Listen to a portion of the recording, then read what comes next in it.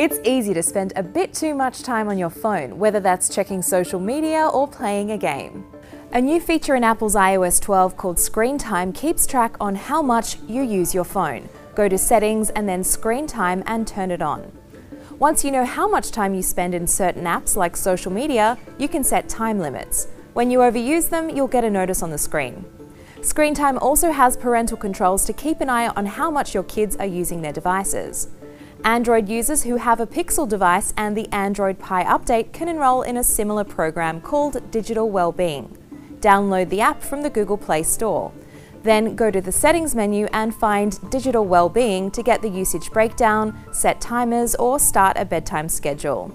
If you don't have a Pixel, third-party Android apps like App Detox and Space have similar options.